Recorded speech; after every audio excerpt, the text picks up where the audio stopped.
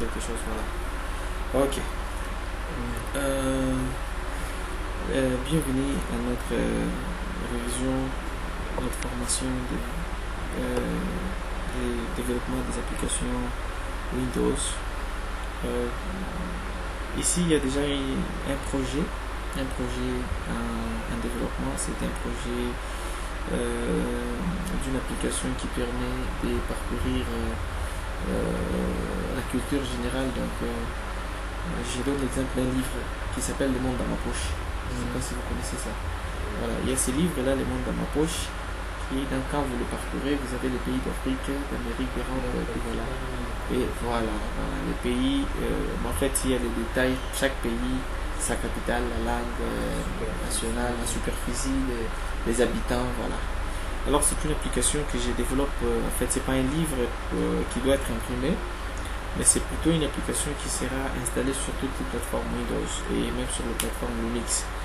Alors, dans cette application, nous essayons aussi de mettre en détail tous les détails qui sont mis dans le livre Monde dans ma poche. Bien sûr, c'est une application d'ailleurs qu'on a nommée MDPC. MDPC qui signifie Monde dans mon PC. Donc, c'est un monde maintenant qu'on a dans notre PC. Donc, nous n'avons pas besoin de l'Internet pour arriver à accéder aux pages qui nous donnent bien sûr les détails d'un pays, mais seulement l'application installée sur Windows va nous permettre à ce que nous puissions avoir l'idée par rapport à ça.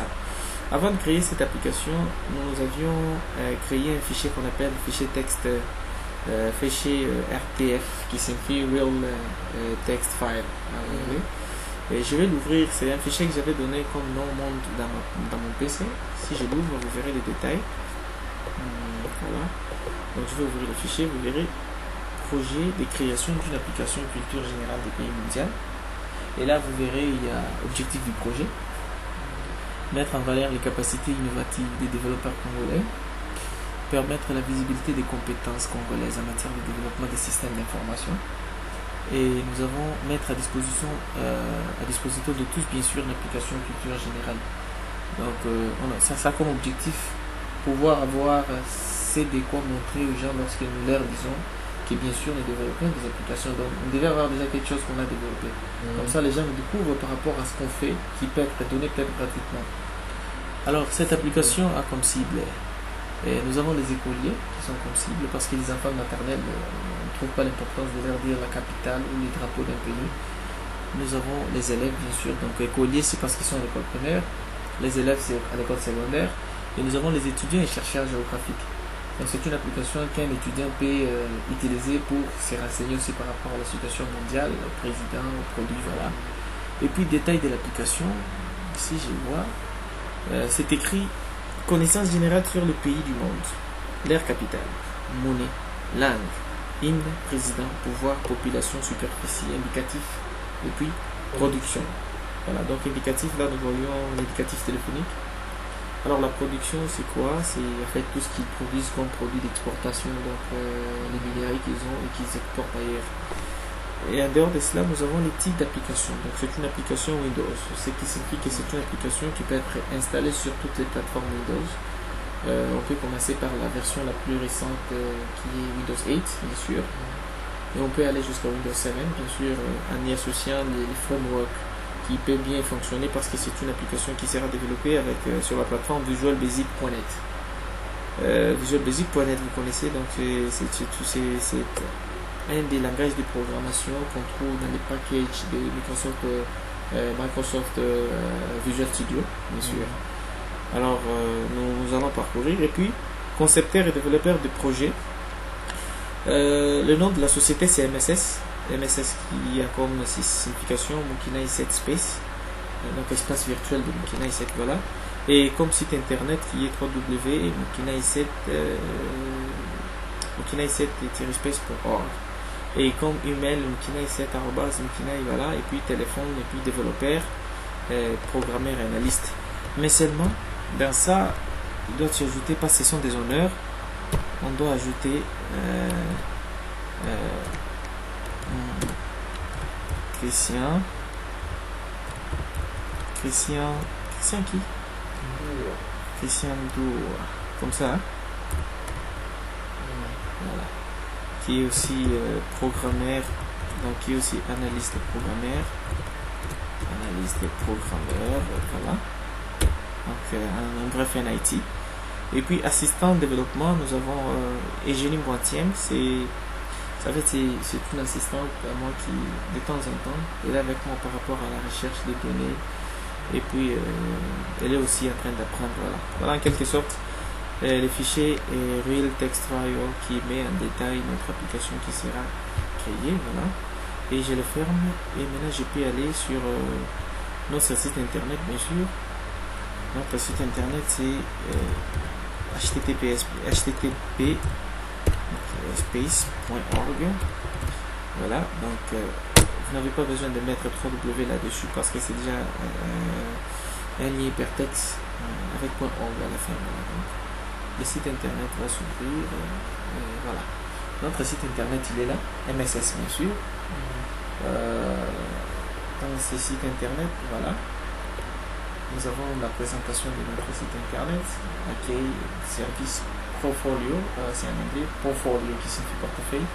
Nous avons projet, ce sont des projets informatiques bien sûr à implémenter, et puis nous avons contact. Donc c'est un site qui appartient à MSS. MSS qui est, ça c'est une, on peut appeler ça, ça s'ouvre en mode tablette. Hein, ça s'ouvre en mode tablette, donc un téléphone, hein, il y a différents moyens. Alors je peux mettre le minus pour que ça s'ouvre en mode bien sûr PC, ordinateur, voilà. Et vous pouvez voir en détail tout ce qui est écrit là, MSS, et les slideshows qui sont utilisés là, c'est voilà. Et ça c'est pour montrer que nous développons aussi des applications Windows, voilà, Windows qui vous ressemble. Et si vous descendez, vous avez des rubriques site internet, web application, nous avons le web SMS, et puis nous avons différentes formations que nous mettons à disposition. Nos réalisations, tout ça sont des réalisations des sites internet créés par MSS bien sûr. C'est Fondation Rocher, et voilà. Vous pouvez voir que ce sont nos sites internet bien sûr, créés par MSS. Et malheureusement, il y a des sites internet qui sont d'ailleurs désactivés à cause du non-paiement de l'hébergement bien sûr.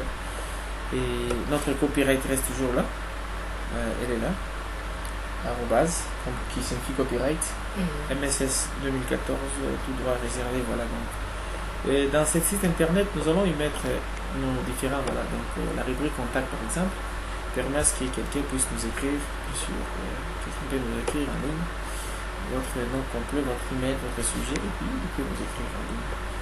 Et s'il écrivait, il va soumettre le formulaire est là, et puis ça c'est notre email, le numéro de téléphone aussi mis. Dans le projet, si nous parcourons, là vous verrez qu'il y a des projets, il y a un logiciel Windows, voir le projet, ce sont des trucs qui ne sont pas encore créés, mais nous allons les créer. Projet web, voilà, il y a application web qui ne demande pas de l'installer sur une machine pour être utilisée, un navigateur web suffit pour y accéder en toute sécurité. Toutes les machines avec système Windows ou iOS qui est un système d'Apple, bien sûr Macintosh, même Linux peuvent ouvrir cette application si bien, si bien sûr un navigateur y est installé. Gérer autrement avec la méthode du web, des scripts PHP, JavaScript, permettre de dynamiser l'application et effectuer toutes sortes de calculs si vous gérez des comptes bien sûr. Voilà, donc ça ce sont des paroles pour attirer la clientèle bien sûr. Alors dans notre site, nous avons service site internet, différents sites internet qu'on offre aux gens, site internet statique, site dynamique, et puis application web, c'est quoi, voilà, nous avons davantage là-dessus, et puis nous pouvons rentrer sur notre paquet. Donc ce site internet va permettre à ce qu'il y ait une rubrique, on va créer une rubrique dans laquelle on va mettre qui va permettre à ce qu'il y ait des mises à jour de l'application Windows qu'on est en train de créer. Donc quelqu'un ira dans l'application, rechercher les mises à jour, on les transporte directement dans le site internet et il va voir l'application, la version récente. Et il peut télécharger la version récente, la remplacer voilà. Voilà en quelque sorte notre site internet que je peux bien réduire et puis aller à l'application. Voilà. C'est une application Windows, bien sûr, que j'ai nommée MDPC, que j'avais déjà commencé à développer. Je vais vous montrer. Le projet est là, et tout ça, ce sont les formulaires que j'ai utilisés, bien sûr. Je vais l'ouvrir. Alors, je suis en train d'utiliser la plateforme de développement qu'on appelle Visual Studio 2010. C'est celui que j'utilise, Visual Studio 2010. C'est une plateforme de développement liée à Microsoft, bien sûr, dans laquelle plutôt, parce que c'est une plateforme, bien sûr, on y trouve différents langages de programmation. Nous avons les C++ à l'intérieur, nous avons les C#, nous avons les F#, nous avons les Silverlight, et nous avons aussi les frameworks qui nous permettent, par exemple, un émulateur pour créer des applications Windows Phone. Oui, bien sûr, Windows Phone, que ce soit 8 ou 7. Voilà. Alors, il y a aussi les VB.net. À l'époque, nous avions ce qu'on appelait les VB 6.0. Alors, c'est celui qu'on appelle maintenant VB Visual Basic.net, bien sûr, parce qu'il permet aussi de créer des sites internet, qu'on appelle des sites internet en format ASP. Je ne sais pas si vous connaissez. ASP, c'est-à-dire que ce sont des sites Microsoft. Alors, l'application s'est ouverte, mais ici, nous sommes sur les projets en question, c'est MDPC. Là, vous pouvez voir application compilée, débugger, références, ressources, services, et puis paramètres, signature, extension, sécurité, publier, analyse du code. Voilà. Tout ça, c'est pas trop important. Peut-être par rapport aux ressources, oui, c'est important parce que voilà là où nous stockons le drapeau, bien sûr, les fichiers qui accompagnent l'application. Ça se trouve là. Voilà. Alors, petit à petit, nous allons voir, voilà, les images, bien sûr. Ça, c'est une image qui va nous permettre, lorsque nous lançons l'application, elle ne s'ouvre pas du coup. Il y a d'abord une image qui s'affiche. Après cette image, elle disparaît, maintenant l'application s'ouvre. Et voilà comment il va fonctionner. Donc, dans cette application, je vais d'abord l'exécuter, bien sûr, pour vous montrer ce qui se passe et comment il va être utilisé. Et après, je vais expliquer les concepts de base qui vont permettre que je puisse continuer de développer. Voilà, ça c'est la première image qui s'ouvre et l'application se lance. Je vais l'agrandir. Dans cette application, nous avons les menus fichiers que j'avais bien sûr créés. Donc, si vous cliquez là, nous avons le sous-menu cliquer. Nous avons le menu les continents. Si vous cliquez là, vous avez l'Afrique, l'Amérique, l'Asie, l'Europe, l'Océanie. Voilà. Et si vous cliquez sur les océans, vous verrez l'Atlantique, l'Indien, Pacifique, Antarctique et Arctique. Et là, aide, vous verrez s'enregistrer, mise à jour et version du logiciel. Donc, parmi ces menus, il y a des menus qui sont déjà actifs, par exemple quitter, il est déjà actif. Si vous cliquez, vous allez quitter. Continent, il y a les deux qui sont actifs, mais qui sont en préparation. Celui-ci, il a déjà fini, sauf celui-ci, c'est celui qu'on va continuer, bien sûr. Nous avons les océans qui ne sont pas encore touchés, et nous avons aide. Dans aide, il y a que la version du logiciel qui est déjà créée, donc c'est MSS, mais il y a des choses, quand je laissé vide ici, ça veut dire qu'il y a des choses à ajouter. Par exemple, ta signature, ton numéro de téléphone, pour montrer que cette photo, je vais la lever pour mettre notre logo MSS. Cette photo, je la lève pour signifier que c'est une application qui n'est pas créée par une seule personne, mais par une société. Alors, une société, c'est le nombre de développeurs, les programmeurs, voilà. Donc, je vais cliquer sur quitter pour quitter.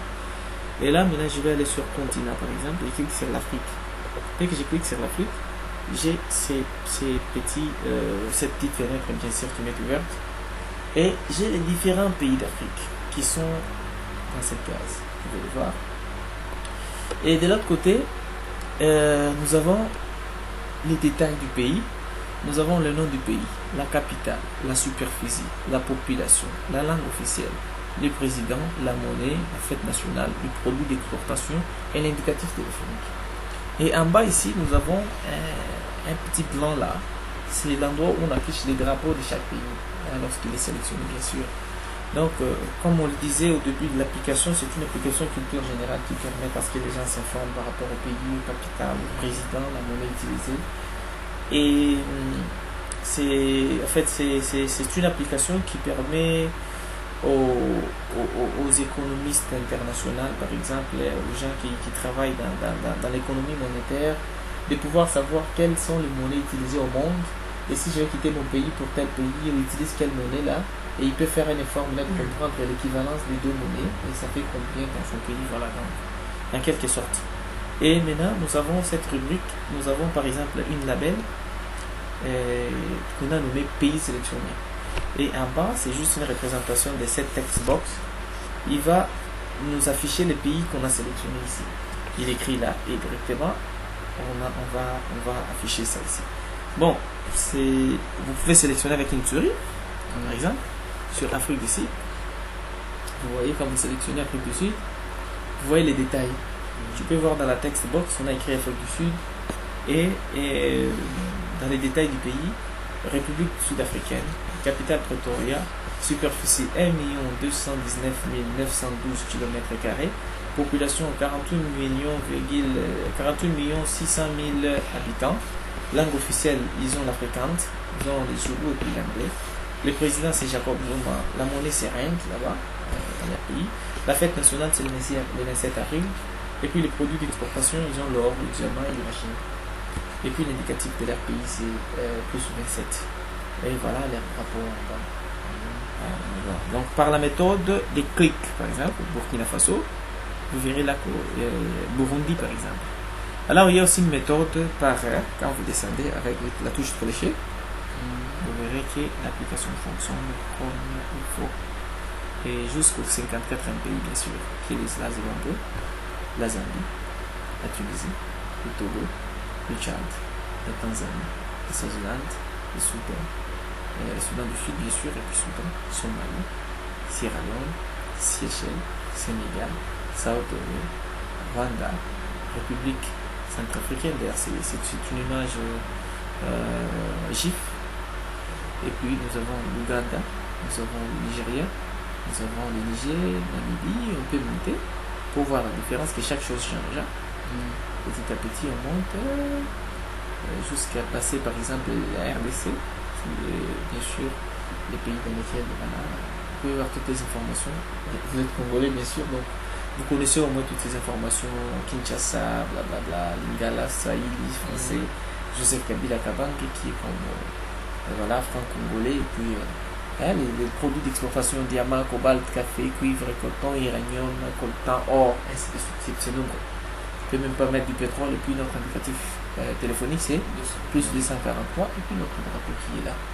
Alors, toujours dans la sélection du pays, il y a aussi la méthode par lettre alphabétique. Tu cherches un pays, tu cliques par exemple sur A directement, tu pars l'Afrique du Sud. Et quand tu cliques sur Z, tu pars directement en Zambie, qui est le premier Z, deuxième Z, Zimbabwe. C'est comme recherche par lettre alphabétique. Tu peux aller sur L directement, tu es sur Lesotho, Libéria, Libye. Tu pars sur G, et quand tu pars dans un pays où il n'y a pas cette lettre, voilà. Tu cliques sur K par exemple, il y a Kenya. Voilà en quelque sorte comment cette application est créée. Et j'avais créé un menu quitter. Donc quand tu cliques là, tu peux quitter. Mais seulement, je veux que vous compreniez une chose. Quand je clique sur Afrique, mais vous voyez que quand je pars pour cliquer ailleurs, on refuse. On me dit qu'il y a une application qui est ouverte. Voilà. Donc on comprendra les concepts. Comment empêcher une application d'être ouverte pendant qu'une autre. Voilà. Un formulaire. Et nous allons au deuxième continent. C'est le continent d'Amérique. Nous cliquons là. Nous avons aussi les pays d'Amérique. Malheureusement, c'est cette partie qui n'est pas encore finie. Donc on doit continuer peut-être ce soir. Alors, quand vous cliquez là, vous avez l'Anguilla. Et vous descendez. Antigua, Antilles-Néerlandais, l'Argentine. Vous avez l'Aruba, les Bahamas, Barbade. Vous avez le Belize. Vous avez le Bermude, la Bolivie, le Brésil, le Canada, le Chili. Voilà. Et vous verrez que c'est Canada et Chili qui est fait. Mais Colombie et les restes, vous voyez jusque là, ça ne fait rien. Alors je crois que c'est ce qu'on doit travailler peut-être ce soir. Il est 22h51. Je crois peut-être à 23h, on peut prendre 30 minutes seulement. On va aller très rapidement. On ne va pas finir, mais seulement on fait quelque chose. Voilà. Je vais quitter, bien sûr. Et puis les fichiers aussi, je vais quitter. Quelqu'un ici, je quitte. Voilà. Je reviens à l'application. Alors, le concept de base de notre application, si vous voyez là, sur l'onglet MDPC, qui est le projet bien sûr. Dans les projets, vous verrez application. Dans cette application, elle s'appelle MDPC, donc comme dans ma poche, dans mon PC. L'espace de nos racines dans mon PC. Alors, vous verrez que l'icône de l'application, c'est là. C'est une globe. Hein, pour montrer les pays, quoi. Et vous verrez, le formulaire de démarrage, c'est main form. Main form, il est là, comme formulaire principal. Qu'est-ce qu'il nous affiche? Voilà, fichier, c'est ça le main form. Mais, vous verrez, quand je descends en bas, vous verrez quelque part, écran de démarrage. Lorsqu'on démarre, qu'est-ce qui s'affiche en avant? C'est Start Screen. Alors, Start Screen, c'est quoi? C'est aussi un formulaire que j'ai créé, qui se trouve bien sûr ici. Donc, je peux cacher ces drapeaux en faisant ça. Et puis, Start Screen, il est là. Voilà, c'est ça. Ça va s'afficher en premier lieu. Et vous verrez, Start Screen, c'est toute image des pays. Voilà, et puis version du logiciel 1.0. MSS Conception, bien sûr, dans mon PC, et puis notre site internet. C'est ce qui s'affiche en premier lieu. Voilà pourquoi dans les MDPC que j'ai mis, vous verrez Start Screen. Start Screen, c'est ça, le formulaire qui s'affiche en espagnol. Et dans les ressources, qu'est-ce que nous avons? Dans les ressources, nous avons les drapeaux, bien sûr, parce qu'une application, quand vous la créez, tous les fichiers que vous utilisez doivent être des fichiers que vous intégrez dans les projets pour que cela soit bien transmis lorsque vous compilez vous voulez créer les setups pour vous installer ailleurs. Sinon, si vous ne faites pas ainsi, vous prenez des fichiers comme si vous les sélectionnez quelque part, ça sert à vous installer dans une autre machine. On vous dit que les schémas des images que vous avez données ne sont pas corrects, c'est inconnu, voilà, en quelque sorte. Alors, ça c'est une ressource, on va utiliser ça. Mais je reviens maintenant à Start Screen, qui n'importe rien, c'est juste un formulaire de démarrage. Je le ferme. Je pars à Main Form. Dans le Main Form, qui est le formulaire principal, bien sûr, nous avons comme, c'est un formulaire qui a comme propriété ça. Tu verras les noms de l'objet, parce que ça c'est un objet. Un formulaire c'est un objet. Main Form. Main Form, c'est le nom de l'objet ou le nom de sa variable, parce que c'est aussi une variable. Et puis, vous verrez, accessible, description, c'est-à-dire les descriptions, tout ça, c'est rien. Et là, drop, ça dit qu'il est supprimé false.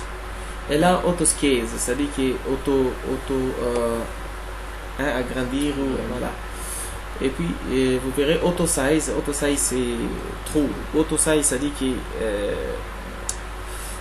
comment on appelle, ça dit que dimension automatique. J'ai mis, c'est une variable de type boolean qui on a de true et de false, donc oui ou non, voilà. Et puis j'ai les auto size mode, c'est-à-dire que gros only. Donc quand vous ouvrez l'application, il s'ouvre déjà en mode ouverte grande. Mais si vous mettez par exemple, si vous changez ça, vous mettez par exemple à grow and shrink.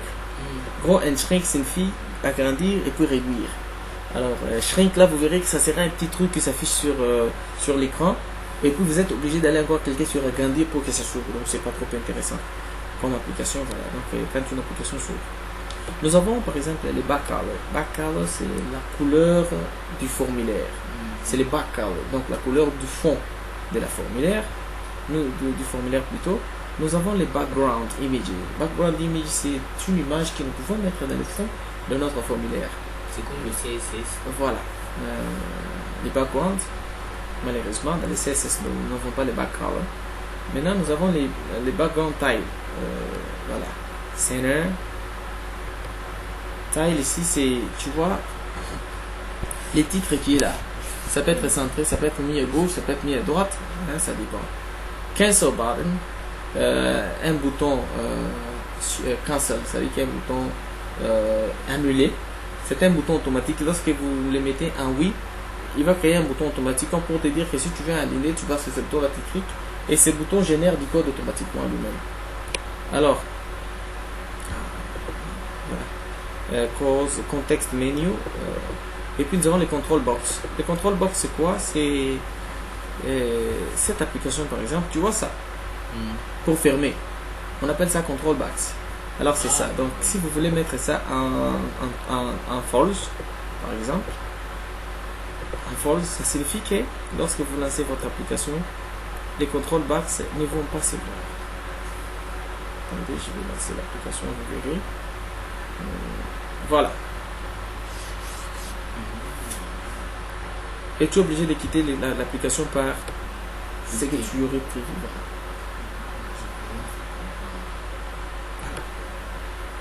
Alors, comme notre application doit s'afficher un mode agrandir, donc nous devons agrandir notre application, je vais mettre CTRL Back oui. Pourquoi? Parce que j'aurai besoin de temps en temps d'agrandir, parce que tu vois, je peux pas, je vais encore lancer l'application et vous verrez comment elle va fonctionner maintenant. Donc, on lance d'abord le formulaire de débit et puis je peux maintenant aller agrandir ça. Je vais cliquer là, il agrandit. Donc, l'application peut prendre tout l'écran de notre machine. Voilà, donc je peux cliquer bien sûr. Voilà. Alors le formulaire a aussi son icône. Et son icône, c'est celui qui est au point là. Mais on le fait entrer ici. Voilà. Icône. Formulaire icône. Égal ce que j'avais produit. Et puis for color. For color, c'est la couleur des textes qui sont écrits. C'est le formulaire, bien sûr, c'est en noir. Et puis nous avons les form border form border style. Ça veut dire que les bordures. On veut nous dire si oui ou non on peut agrandir les bordures. C'est-à-dire tenir ici et cliquer maintenu et puis faire ça, voilà. Alors j'ai mis un fix single, c'est-à-dire qu'il reste intact, il ne bouge pas. Fix single, et puis il me met contrôle. Nous avons l'équipe review, nous avons les languages, nous avons l'Arable, les false, tout ça, location. Il y a des trucs qui n'importent presque pas. Peut-être quand nous serons obligés de créer des applications trop sophistiquées, on va toucher là-dessus. Nous avons aussi les maximize box qui est comme pour maximiser. Tu vois les boutons sur lesquels on clique pour agrandir, nous pouvons les mettre en false, comme pour dire que toi tu ne seras pas là, tu disparais. Voilà. Et puis les boutons minimize box, tu verras réduction, il est en false parce que quand nous ouvrons l'application, il ne va pas s'afficher. Nous avons aussi l'opacité qui est à 100%. L'opacité, c'est-à-dire que lorsqu'il ça sort, comment il sort du coup, ou bien il traîne un peu, il fait comme si quelque chose qui apparaît dans le noir, comme quelque chose qui vient dans le noir et qui apparaît, voilà. L'opacité c'est à 100%. Les padding, pour quelqu'un qui connaît le CSS, il connaît c'est quoi les padding, et le margin bien sûr. Dans notre cours du web, on va passer là-dessus. Nous avons les sizes, ça c'est en fait ça c'est la dimension définie par les programmeurs bien sûr. Nous avons les textes du formulaire, voilà, c'est ce que tu vois le monde dans mon PC, c'est ça, voilà. Et puis nous avons le Windows Start. Windows Start c'est quoi? Il est normal. Si vous cliquez là vous verrez maximize, hein? C'est-à-dire que maximize, c'est-à-dire que lorsque vous lancez l'application, elle s'ouvre déjà en mode maximisé. Vous dormez déjà. Hein? Le sommeil. Voilà, il s'ouvre déjà en mode grand. Ouais, on n'a pas besoin d'aller agrandir ça. Donc voilà. Mais pour ne pas créer peut-être quoi que ce soit, je crois qu'on a expliqué un tout petit peu ce qui concerne le formulaire de démarrage. Peut-être demain, on va continuer parce qu'il ne faut pas étudier comme on sommeil. Hein? Voilà. Merci beaucoup, je vais arrêter la vidéo.